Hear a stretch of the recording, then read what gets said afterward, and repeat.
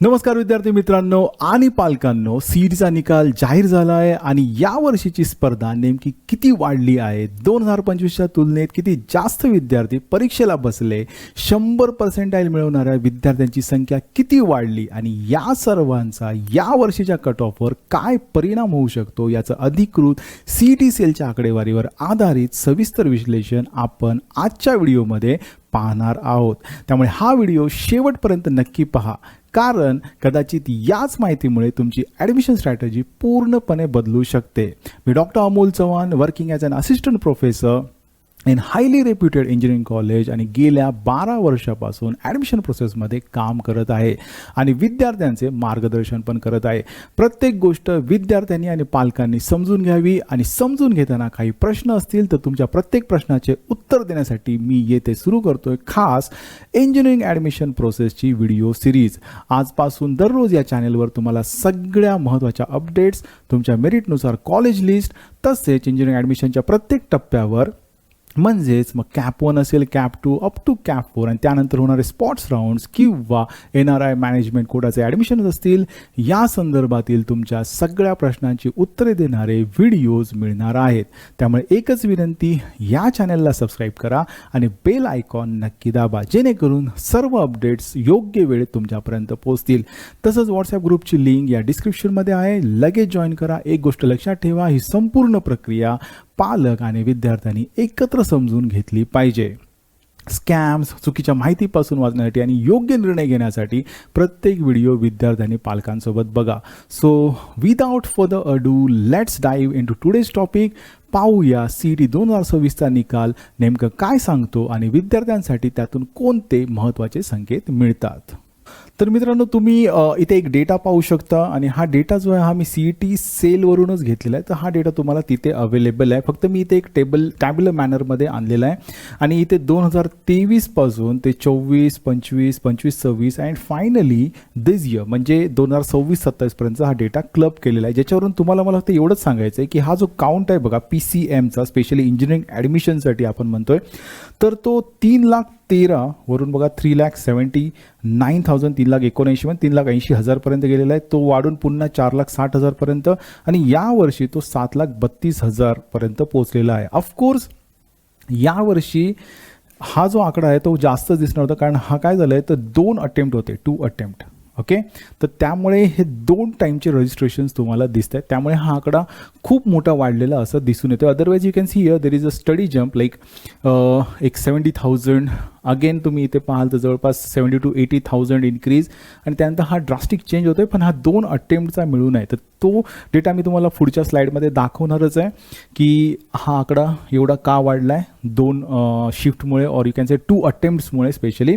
पण एक गोष्ट लक्षात ठेवा की जो रजिस्ट्रेशनचा काउंट आहे इथे आपण जो पाहतोय तर तो इन्क्रीज होताना दिसतोय दरवर्षी, ओके, दरवर्षी इन्क्रीज होताना दिसतोय। आणि मग त्यामुळे काय होतंय, जर मुलांचे नंबर्स वाढत गेले, ठीक आहे, PCM एक्झामिनेशनसाठी, इन शॉर्ट इंजिनिअरिंग ॲडमिशनच्या एक्झामिनेशनसाठी, एंट्रन्स एक्झामिनेशनसाठी, तर कॉम्पिटिशन ही वाढणार आहे, ओके। ऑफकोर्स कॉलेजच्या सीट्स पण दरवर्षी वाढत असतात, पण त्या ज्या वाढलेल्या सीट्स आहेत ह्या खरंच तुम्हाला हव्या असलेल्या कॉलेजमध्ये वाढत आहेत, म्हणजे टॉपच्या कॉलेजेसमध्ये वाढत आहेत, तसेच त्या ज्या ट्रेंडिंग ब्रांचेस आहेत किंवा तुम्हाला जी ब्रांच हवी त्या ब्रांचसाठी वाढत आहेत काय, तर या गोष्टी पण मॅटर करतात आणि त्या वाढल्या तरी त्या एवढ्या प्रमाणात कधी वाढत नाही, ओके। सो इन शॉर्ट जर मला सांगायचं झालं तर बेस्ड ऑन रजिस्ट्रेशन काउंट जर आपण म्हटलं, ठीक आहे, तर कॉम्पिटिशन ही ऑफकोर्स वाढलेली आहे यावर्षी पुन्हा, ओके। सो नाव मूव्हिंग फर्दर, पुढे जाऊ आपण। तर आता हे थोडं डिटेल ॲनालिसिस करू आपण इथे। तर पहिले मी जो CETचं डेटा आहे तो पहिले आपण लास्ट इयरसोबत कम्पेअर करून पाहू। So you can see here, जसं मी म्हटलं तसं रजिस्ट्रेशनचा जो काउंट आहे तो वाढलेला आहे जवळपास, यू कॅन सी हिअर, ठीक आहे, चेंज। आता मागच्या वर्षी एवढे रजिस्ट्रेशन झाले तरी जो ॲपियर काउंट होता तो खूप म्हणजे याच्यापेक्षा कमी आहे। तुम्ही 40,000 स्टुडंट ॲपियरच झाले नाही आफ्टर रजिस्ट्रेशन, ते ॲपियरच झालेले नाहीत एक्झामिनेशनसाठी. ओके, तर तो 4,22,000पर्यंत ॲपियर स्टुडंट, ॲपियर कॅन्डिडेट आपण म्हणू शकतो. पण यावर्षी तो रेट वाढलेला आहे, म्हणजे मुलं जास्त ॲपियर झालेली आहेत आणि ती तुम्ही पाहू शकता इथे. So this count increased by almost 30,000 आणि त्यामुळे ह्याचा पर्सेंटेज पण वाढलेला आहे. ओके, पहिले ऑलमोस्ट 91% स्टुडंट अटेंड करत होते एक्झाम, पण आता तो वाढून किती झाला आहे बघा, 94-95पर्यंत तो पोहोचलेला आहे. आता 100% ज्यांना भेटले, ओके 100% भेटले असेल तर ते पण काउंट जो आहे तो पाहाल तर तो इन्क्रीज झाला आहे. त्यानंतर बॉईजचा जो काउंट होता तो वाढला, 19 वरून 22वर गेला. गर्ल्स 3 to 4 गेला आहे. त्यानंतर महाराष्ट्रामधले जे कॅन्डिडेट ज्यांना 100% भेटला होता तो 22 वरून 24वर गेला. And finally other than Maharashtra state, okay, तर तो आता 0 to 2 असा वाढलेला आहे. So total you can see here की जवळपास 26 मुलांना 100% भेटले, जे की मागच्या वर्षीपेक्षा जास्त. याचा अर्थ असा आहे की जो हायर मेरिटचा क्राऊड आहे तो आता वाढलेला आहे compare to what last year. Okay, एक अंदाजे आपण म्हणू शकतो की जो खूप कॉम्पिटिशन म्हणजे कुठे असतं तर जी टॉप 10 कॉलेजेस आहेत आपण म्हणू शकतो की जिथे ॲडमिशन मिळालं तर डोळे झाकून आपण घेऊ शकतो. पुढे आपण डिस्कस करणार आहोत, ठीक आहे. तर अशा कॉलेजेसमध्ये ॲडमिशनसाठी आता कॉम्पिटिशन अजून वाढणार आहे, कारण त्यासाठी जो लागणारा एक पर्सेंटाईल लागतो, लाईक 97 to 100%. पहिले टॉपची जी कॉलेज आहे टॉप 10 कॉलेजेस मी म्हणेल, कुठलीही ब्रांच पकडा त्यातली, ठीक आहे. ट्रेंडिंग ब्रांचेस तर असतीलच, पण काही कोर ब्रांचेस ज्या एव्हरग्रीन ब्रांचेस आहेत तर अशा ब्रांचेससाठी पण कॉम्पिटिशन असतं तिथे.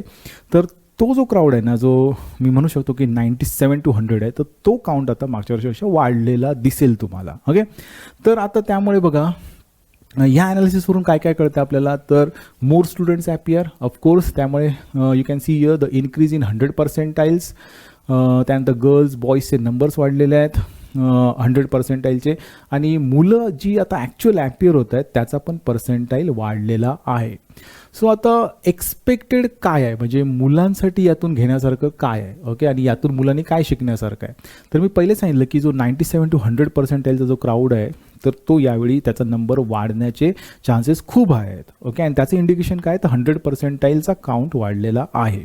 आणि दुसरी गोष्ट, यावेळी 2 अटेम्प्ट होते.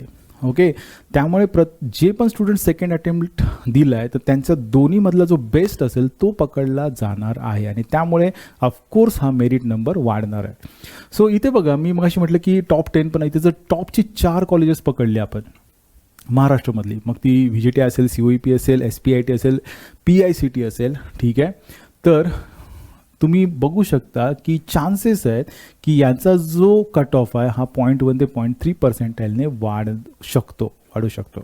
ओके, आणि याचा कट ऑफ नॉर्मली हा 99.5च्या आसपास असतो. For what, CS related branches, CS, IT, AIML, AIDS, software engineering, अशा ज्या काही ब्रांचेस असतील, ठीक आहे, तर त्यांच्याबद्दल आपण बोलतोय. These are the trending branches, ज्याच्यासाठी आता अगदी कमीत कमी पर्सेंटाईलवाला पण मुलगा ट्राय करतो आणि 100%वाला पण मुलगा ट्राय करतो. असं नाही की सगळीच मुलं या ब्रांचेसच्या मागे आहेत, असं नाही. काही मुलं कोर ब्रांचेससाठी पण जात आहेत, लाईक मेकॅनिकल, इलेक्ट्रिकल, सिव्हिल, पण तो काउंट खूपच कमी आहे, आणि ती पण मुलं या ब्रांचेसबद्दल पण विचार करतच असतात. Okay, now coming to the next point, जर ब्रांचेसबद्दल बघाल तर कम्प्युटर रिलेटेड आणि त्याच्या खालोखाल हाय मेरिट लागणारी ENTC और ECE तुम्ही म्हणू शकता. ECE एक ब्रांच आहे, इलेक्ट्रॉनिक्स अँड कम्प्युटर इंजिनिअरिंग, ठीक आहे. तर यांचे मेरिट सध्या हाय आहेत, कारण हे ट्रेंडिंग ब्रांचेस आहेत. ओके, तर याच्यासाठी हायर कॉम्पिटिशन होणार आहे, आणि मी तुम्हाला म्हटलं की हा जो नंबर आहे 97 to 100%चा, ठीक आहे, तर हा काउंट वाढणार आहे आणि त्यामुळे हे कॉम्पिटिशन वाढणार आहे. बाकी तुम्ही म्हणाल तर मग याच्यानंतर बाकी टॉप 10 कॉलेजेसपर्यंत वर गेलं, जर ही 4 कॉलेजेस सोडली तर ENTC, इलेक्ट्रिकल, अगदी मेकॅनिकल वगैरे हे स्टेबल राहणार आहेत. ओके, म्हणजे जर तुमचा स्कोर हा जवळपास 90 to 95च्या आसपास असेल, and if you are looking for the top colleges, okay, and you are ready to sacrifice the branch, okay, म्हणजे जर तुम्ही एखादं चांगलं कॉलेजच पाहिजे त्यासाठी तुम्ही ब्रांच थोडी ॲडजस्ट करू शकता, you are open for all branches, तर इथे यांचे जे कट ऑफ्स आहेत ते स्टेबल राहण्याचे चान्सेस आहेत. कोर ब्रांचले मेकॅनिकल, सिव्हिल, इलेक्ट्रिकल, ठीक आहे. तर मग तुम्ही त्या ब्रांचेसचा विचार करून चांगल्या कॉलेजेसमध्ये जाऊ शकता. ओके, ठीक आहे. बाकी आता याच्यामध्ये जर बिलो 90 असाल, ओके, तर इथे तुमच्यासमोर महत्त्वाचा पॉईंट आहे की इन्स्टिट्यूट लेवल आणि स्पॉट राऊंड. पहिले तर तुम्ही स्पॉट राऊंडसाठी पूर्ण प्रयत्न करायचे शेवटपर्यंत, जेणेकरून एक चांगलं कॉलेज तुम्हाला भेटेल. ठीक आहे.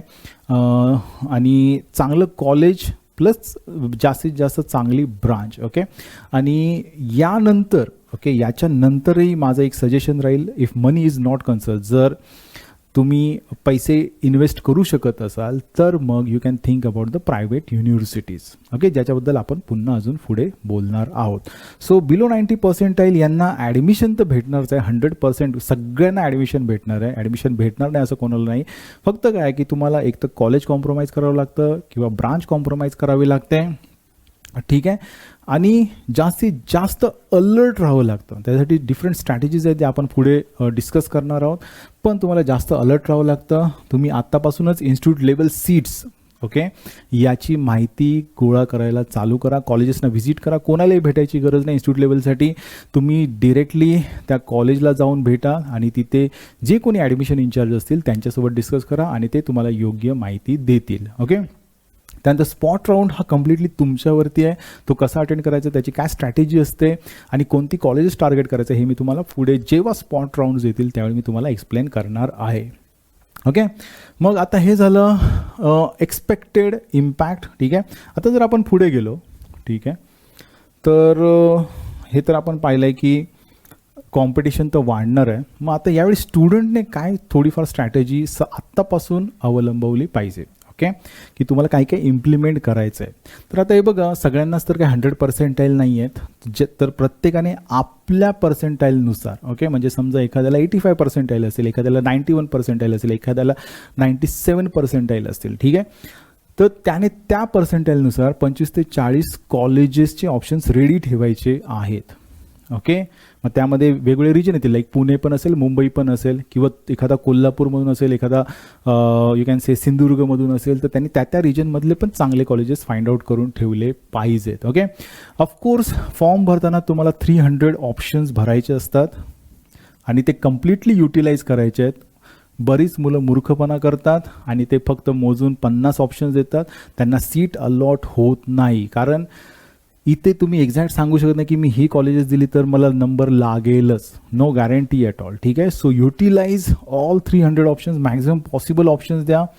तुमच्या पर्सेंटाईलच्या आसपास टिकून राहू नका. त्यासाठी मी तुम्हाला प्रॉपर लिस्ट पण प्रोव्हाइड करणार आहे. प्रत्येकाच्या मार्क्सनुसार तुम्हाला तुमची लिस्ट मी देऊ शकतो. ओके, त्यानंतर सेकंड स्ट्रॅटेजी अशी असू शकते की don't focus only on CSIT. हे बघा, आताचं जे जग आहे, okay, in today's world all branches are working together. Okay, म्हणजे आता फक्त मेकॅनिकल केलं तर मी उद्या शॉप फ्लोअरवरच काम करेल किंवा एखाद्या मेकॅनिकल इंडस्ट्रीमध्ये काम करेल किंवा मेकॅनिकल रिलेटेड सॉफ्टवेअर्समध्येच काम करेल, तर असं नाही आहे. आज मेकॅनिकलवाला डेटा सायन्सचं पण काम करू शकतो, कम्प्युटरवाला मेकॅनिकल इंडस्ट्रीमध्ये काम करू शकतो, ENTCवाला मेकॅनिकलमध्ये काम करू शकतो किंवा सिव्हिलवाला उद्या त्याच्या फील्डमध्ये AI/MLचं जे टेक्नॉलॉजी आहे ती यूज करू शकतो. आता सगळ्या ब्रांचेसमधून तुम्ही सगळीकडे जाण्याचे चान्सेस अवेलेबल आहेत, ऑप्शन्स ओपन झालेले आहेत. तर त्यामुळे माझं म्हणणं असं आहे की don't focus only on CSIT. Instead that तुम्हाला जो इंटरेस्ट असेल एखाद्या ब्रांचमध्ये तर ती ब्रांच सिलेक्ट करा आणि त्याच्यामध्ये जे ॲडव्हान्स टेक्नॉलॉजी आहे कम्प्युटरची, लाईक AI सध्याचा AI/ML असेल, ठीक आहे, AIDS असेल, तर ह्या ज्या टेक्नॉलॉजी आहे त्या तुम्ही तुमच्या फील्डमध्ये अप्लाय करायचा प्रयत्न करा. ओके, आणि त्यामुळे इथे सेकंड स्ट्रॅटेजी असेल की don't focus only on CSIT branches और ENTC पण मी म्हणू शकतो. ठीक आहे, जी मुलं प्रेफर करतायत थर्ड ब्रांच म्हणून. ओके, तेच मी म्हटलं आता include ENTC and allied branches also. म्हणजे इथे मी तुम्हाला असं म्हणेल की not only ENTC allied but mechanical. Okay, गव्हर्नमेंटमध्ये इंटरेस्टेड असेल तर सिव्हिल इलेक्ट्रिकल बेस्ड ऑप्शन्स आहेत तुमच्यासाठी. Then don't ignore emerging branches. म्हणजे थोडक्यात आता जे चालू झालेत की डेटा सायन्स असेल, आर्टिफिशियल इंटेलिजन्स असेल, ओके, तर त्या ब्रांचेस पण तुम्ही कन्सिडर करा. Don't only focus on computer science and I T. जर तुम्हाला चांगलं कॉलेज भेटत असेल, ओके, कन्सिडर VIT कॉलेज आहे, okay, one of the best institute in Pune और in Maharashtra I can say. तर त्याच्यामध्ये पण त्यांनी बरेच कम्प्युटर अलाइड ब्रांचेस दिलेले आहेत. लाईक डेटा सायन्स आहे, आर्टिफिशियल इंटेलिजन्स डेटा सायन्स आहे, सॉफ्टवेअर इंजिनिअरिंग आहे, IoT आहे. तर ह्या सगळ्या गोष्टी तुम्ही विचार करा. Okay, then last one, use spot round first. Okay, CAP through. त्याच्यासोबतच इन्स्टिट्यूट लेवलवरती तर आतापासून तुम्ही वर्कआउट करू शकता. ओके, कारण आता सीट्स आर ओपन. इन्स्टिट्यूट लेवलसाठी तुम्ही जाऊन कॉलेजेसमध्ये डिस्कस करू शकता. तुम्हाला कोणालाही इतर लोकांना भेटायची गरज नाही. डिरेक्टली ज्या कॉलेजमध्ये तुम्ही इंटरेस्टेड असाल त्या कॉलेजला जा, तिथल्या ॲडमिशन इन्चार्जला भेटा, त्यांच्यासोबत डिस्कस करा. शक्यतो इन्स्टिट्यूट लेवलची ॲडमिशन्स पण ही मेरिट बेसिसवरतीच होतात. ते ॲप्लिकेशन्स घेतात, त्यामध्ये मेरिट लावतात आणि त्यानुसार त्या सीट अलॉट केल्या जातात. Okay, but here again money is the concern. जर तुम्ही कॉलेजेसचे वेबसाईटवरती फीज पाहाल, जे आपण पुढे जाऊन डिस्कस करणार आहोत, तर त्या खूप आय कॅन से डबल तरी मिनिमम असतात रेग्युलर फीजपेक्षा. सो त्याचाही विचार तुम्ही करणं गरजेचं आहे. सो मित्रांनो, हा होता CET रिझल्टचा ॲनालिसिस. इथे मी तुम्हाला दाखवण्याचा प्रयत्न केला आहे आणि त्यातून स्टुडंट्सने काय काय समजून घेतलं पाहिजे हे पण. तर मित्रांनो, एक गोष्ट आता तुम्हाला क्लिअर झाली आहे की कॉम्पिटिशन ही वाढणार आहे आणि स्पेशली अशा मुलांसाठी जे चांगल्या कॉलेजसाठी ट्राय करतात, त्या कॉलेजमधील चांगल्या ब्रांचेससाठी कॉम्पिटिशन ही 100% जास्त टफ होणार आहे. ओके, तर मित्रांनो, यावेळी गरज पडते ती एक चांगल्या स्ट्रॅटेजीची. तुम्हाला गरज पडते एखाद्या चांगल्या मार्गदर्शन देणाऱ्या व्यक्तीची. आणि मी जो काय माझा एक्सपिरियन्स आहे मागच्या 12-13 वर्षाचा या फील्डमधील ॲडमिशन प्रोसेसमधील, तो मी इथे तुम्हाला सांगत असतो. तर प्लीज हे व्हिडिओज पहा, यातून तुम्हाला काही तुमच्या फायद्याचं भेटत असेल तर जरूर घ्या आणि हे व्हिडिओज शेअर करा की जास्तीत जास्त गरजू विद्यार्थी आणि पालकांपर्यंत हे व्हिडिओ पोहोचतील आणि त्यांना या प्रोसेसबद्दल माहिती मिळण्यासाठी थोडीफार मदत होईल. ओके मित्रांनो, मी या पुढील व्हिडिओमध्ये ॲक्च्युली काही पालकांसोबत बोलताना असं दिसून येते की मुलांना कोणती ब्रांच प्रेफर करावी हे कळत नाही. तर पुढील व्हिडिओमध्ये मी कोणती ब्रांच आपण सिलेक्ट केली पाहिजे याबद्दल बोलणार आहे. So please stay tune to this channel आणि व्हिडिओ आवडल्यास जरूर लाईक, शेअर आणि सबस्क्राईब करा आणि हे व्हिडिओ जास्तीत जास्त शेअर करा जेणेकरून इतर मुलांचा फायदा होईल. Thank you very much.